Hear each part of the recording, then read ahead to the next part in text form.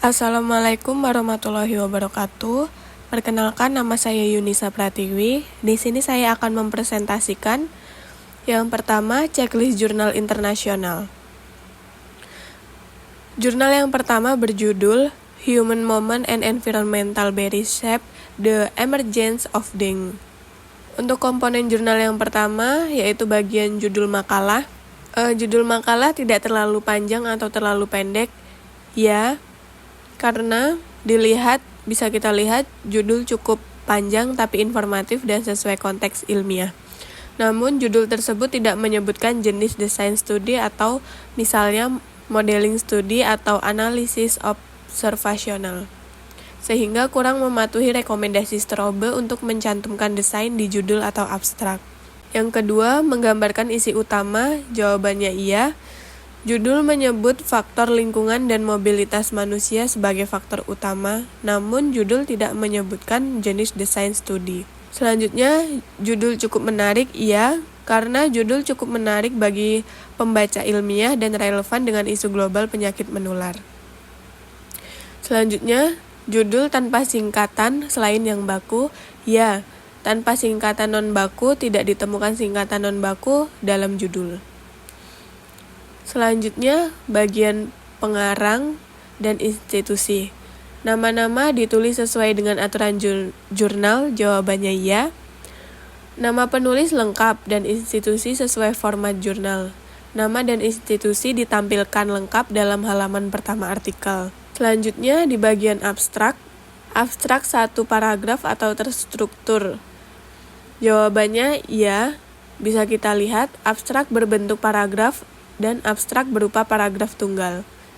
Selanjutnya, abstrak mencakup komponen imrat atau pendahuluan, metode, hasil, dan pembahasan. Jawabannya iya. Bisa kita lihat di sini terdapat unsur imrat meskipun implisit. Abstrak mencakup latar belakang, metode, hasil, dan interpretasi singkat. Selanjutnya, abstrak secara keseluruhan informatif. Jawabannya iya. Abstrak mencakup informasi lengkap dan relevan. Abstrak menyampaikan metodologi dan temuan secara jelas. Di bagian abstrak tanpa singkatan selain yang baku, jawabannya iya. Tidak ada singkatan tidak baku dalam abstrak. Abstrak kurang dari 250 kata, jawabannya iya. Abstrak kurang dari 250 kata, jumlah kata abstrak kurang dari 250 atau dihitung secara otomatis.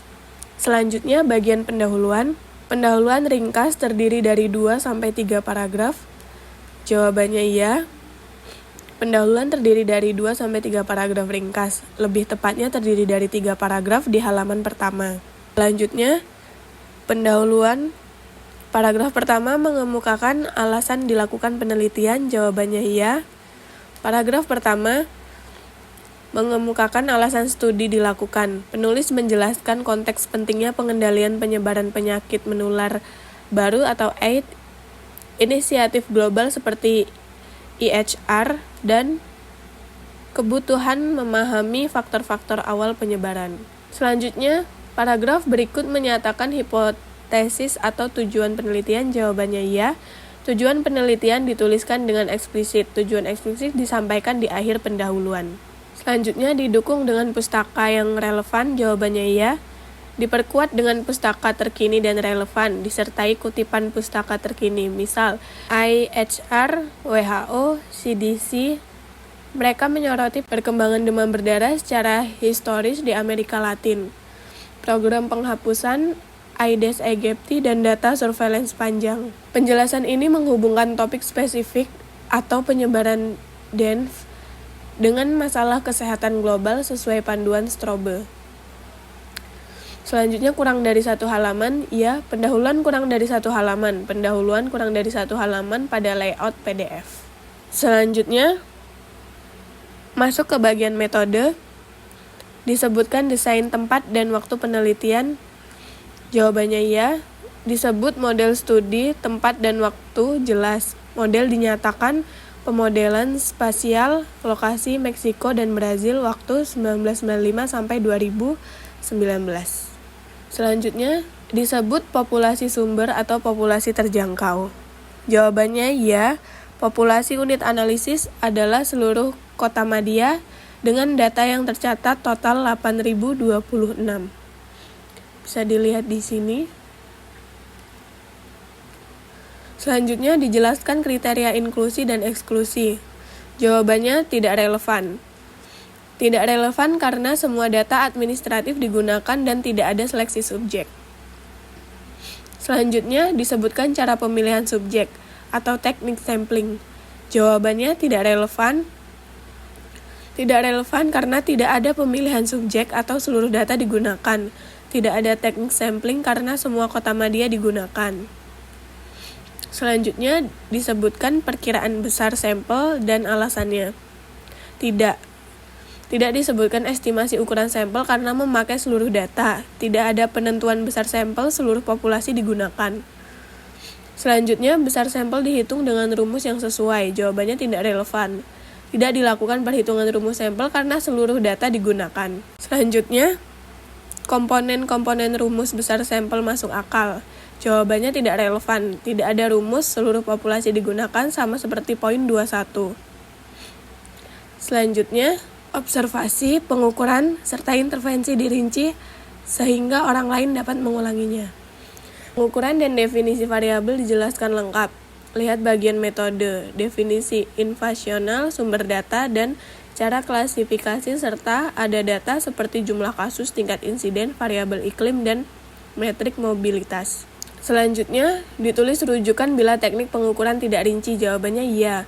Metode pengukuran dirujuk pada sumber valid seperti MAP, WHO, dan lain-lain. Sumber pengukuran dirujuk MAP, sistem surveillance, dan lain-lain. Selanjutnya, untuk pengukuran dilakukan secara tersamar. Jawabannya tidak. Tidak disebutkan adanya pengukuran tersamar atau blending. Tidak disebutkan penggunaan blending dalam analisis data. Selanjutnya dilakukan uji keandalan pengukuran atau KAPA. Jawabannya tidak ada uji kendalaan seperti KAPA dilaporkan, tidak ditemukan uji KAPA atau reliabilitas. Selanjutnya definisi istilah dan variabel penting ditemukan. Jawabannya iya. Definisi istilah dan variabel penting seperti invasi dijelaskan. Definisi invasion disampaikan di metode. Selanjutnya, ethical clearance diperoleh. Jawabannya tidak. Tidak disebutkan ethical clearance atau kemungkinan karena data publik. Selanjutnya, persetujuan sumber subjek diperoleh. Jawabannya tidak relevan karena tidak ada kontak langsung dengan subjek.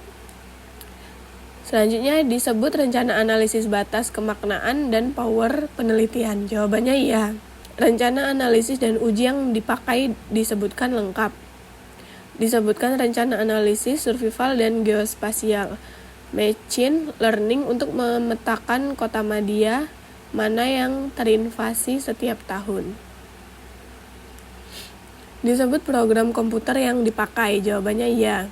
Disebut menggunakan komputer R versi 4.0. Bisa dilihat di bagian akhir jurnal.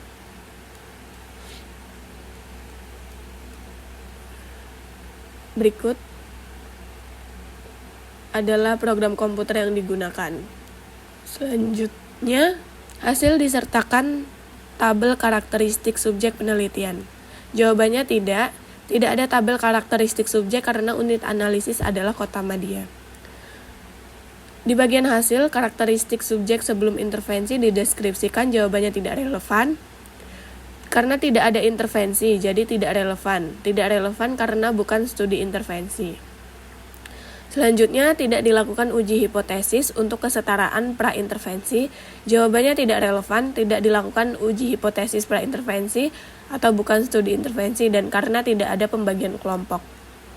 Selanjutnya, disebutkan jumlah subjek yang diteliti. Jawabannya iya. Jumlah subjek atau kota media disebutkan jelas. Disebutkan total 8.026 kota media. Selanjutnya dijelaskan subjek yang drop out. Jawabannya tidak relevan karena tidak ada partisipan drop out karena ini data sekunder. Selanjutnya ketepatan numerik dinyatakan dengan benar. Jawabannya iya. Angka dinyatakan dengan tepat dan lengkap. Nilai dinyatakan secara presisi. Contoh AUC, sensitivitas, dan CI. Penulisan tabel dilakukan dengan tepat. Jawabannya iya. Tabel dan gambar disusun rapi dan jelas. Tabel dan gambar seperti Fig 1 sangat informatif. Fig 1 bisa kita lihat di sini. Selanjutnya, tabel dan ilustrasi informatif dan memang diperlukan. Jawabannya ya. Tabel dan ilustrasi diperlukan dan informatif. Gambar dan peta mendukung narasi hasil. Tidak semua hasil di dalam tabel disebutkan pada nas. Jawabannya iya. Tidak semua hasil dari tabel diulang di narasi. Hanya hasil utama yang dirinci di teks, sisanya di gambar atau tabel. Selanjutnya, semua outcome yang penting disebutkan dalam hasil. Jawabannya ya. Semua outcome penting dilaporkan. Semua hasil utama dilaporkan. Jumlah kota, prediksi, invasi. Selanjutnya, subjek yang di drop out diikuti dalam analisis. Tidak relevan. Tidak ada subjek yang dikeluarkan dari analisis. Semua unit data digunakan. Tidak ada eksklusi. Analisis dilakukan dengan uji yang sesuai. Jawabannya ya. Analisis statistik sesuai dengan desain uji AUC dilakukan di AUC, validasi silang, modeling ML sesuai jenis data. Ditulis hasil uji statistik, degree of freedom, and nilai P. Jawabannya ya. Dilaporkan nilai AUC, sensitivitas, dan p-value. Nilai-nilai P dan statistik prediktif ditampilkan. Tidak dilakukan analisis yang semula tidak direncanakan. Jawabannya ya. Tidak dilakukan analisis di luar rencana utama. Analisis mengikuti rencana awal. Lihat metode dan diskusi. Disertakan interval kepercayaan. Jawabannya ya. Interval kepercayaan disertakan pada prediksi. Interval kepercayaan dicantumkan untuk proyeksi. Selanjutnya, dalam hasil tidak disertakan komentar atau pendapat. Jawabannya ya. Hasil tidak mencampur opini, hanya fakta. Tidak ada opini pribadi di bagian hasil. Selanjutnya, di bagian pembahasan, semua hal yang relevan dibahas. Jawabannya ya. Semua hasil utama dibahas. Diskusi membahas semua hasil besar. Tidak sering diulang hal yang dikemukakan pada hasil. Jawabannya ya. Diskusi tidak mengulang hasil secara berlebihan. Tidak ada pengulangan hasil di diskusi. Dibahas keterbatasan penelitian dan dampaknya terhadap hasil. Jawabannya ya. Keterbatasan dibahas jelas. Diskusi menyebut variasi pelapor, bias, dan keterbatasan. Contoh, tidak dapat memasukkan impor internasional ke dalam model penyebaran kami, dan dengan demikian berasumsi bahwa penyebaran geografis terjadi terutama dari sumber domestik. Selanjutnya disebut penyimpangan protokol dan dampaknya terhadap hasil. Jawabannya tidak, karena penyimpangan protokol tidak dibahas secara eksplisit. Tidak disebutkan adanya penyimpangan protokol eksplisit. Selanjutnya, diskusi dihubungkan dengan pertanyaan penelitian. Jawabannya ya. Diskusi pengacu pada pertanyaan penelitian. Diskusi menjawab tujuan dan hipotesis awal. Dibahas hubungan hasil dengan teori atau peneliti terdahulu. Jawabannya ya. Karena hasil dikaitkan dengan teori dan penelitian sebelumnya, dikaitkan dengan studi epidemiologi dan filogenetik sebelumnya. Selanjutnya dibahas hubungan hasil dengan praktik klinis. Jawabannya iya. Dikaitkan dengan aplikasi praktis dalam kesehatan masyarakat, dikaitkan dengan strategi pencegahan dan kebijakan publik. Selanjutnya, efek samping ditemukan dan dibahas. Jawabannya tidak relevan. Tidak ada intervensi, jadi tidak ada efek samping. Tidak relevan atau bukan studi intervensi atau klinis. Disebutkan hasil tambahan selama observasi. Jawabannya iya. Hasil tambahan atau simulasi dan skenario disebutkan. Proyeksi resiko masa depan dan asal virus dibahas. Hasil tambahan tersebut tidak dianalisis secara statistik. Jawabannya tidak. Hasil tambahan juga dianalisis secara statistik. Analisis statistik juga diterapkan pada hasil tambahan. Disertakan simpulan utama penelitian. Jawabannya iya. Kesimpulan utama disebut di paragraf awal diskusi, di bagian kuning. Simpulan didasarkan pada data penelitian. Jawabannya iya. Simpulan didasarkan pada data dan hasil analisis. Kesimpulan didukung oleh data hasil modeling. Simpulan tersebut sahih. Jawabannya iya. Simpulan sahih dan sejalan dengan temuan. Hasil dan simpulan selaras. Disebutkan generalisasi hasil penelitian. Jawabannya iya. Penulis membahas referensi eksterior dengan membandingkan negara. Hasil cross-validasi menunjukkan model yang dibangun pada satu negara dapat memprediksi pola di negara lain atau interpolasi lintas negara. Setelah pelatihan minimal 5 tahun, artinya mereka berpendapat metode ini dapat digeneralisasi ke negara lain yang mengalami emergensi dengue lebih awal. Selanjutnya disertakan saran penelitian selanjutnya. Jawabannya iya, diberi saran penelitian lanjutan, saran eksplisit untuk penelitian lanjutkan disebutkan. Selanjutnya, ucapan terima kasih. Di bagian ucapan terima kasih, ditunjukkan pada orang yang tepat, ya. Ucapan terima kasih diarahkan ke lembaga dan sponsor. Ucapan terima kasih untuk CADDE, MRC, FAPES, dan penelitian. Ucapan terima kasih dinyatakan secara wajar, jawabannya ya. Ucapan terima kasih disampaikan secara proporsional dan sesuai kontribusi. Untuk daftar pustaka disusun sesuai aturan jurnal, jawabannya ya. Disusun sesuai gaya jurnal, referensi mengikuti gaya jurnal Nature. Kesesuaian sitasi pada nas dan daftar pustaka, jawabannya iya. Sitasi disesuaikan antara teks dan daftar pustaka sesuai antara teks dan daftar pustaka. Untuk bahasa yang baik dan benar, enak dibaca, informatif, dan efektif. Ya, dalam jurnal bahasa ilmiah, baik, efektif, dan mudah dipahami. Bahasa ilmiah, baik, dan efektif. Selanjutnya, makalah ditulis dengan ejaan yang taat asas, jawabannya ya. Mengikuti ejaan dan taat tulis ilmiah, ejaan dan penulisan sesuai kaidah ilmiah.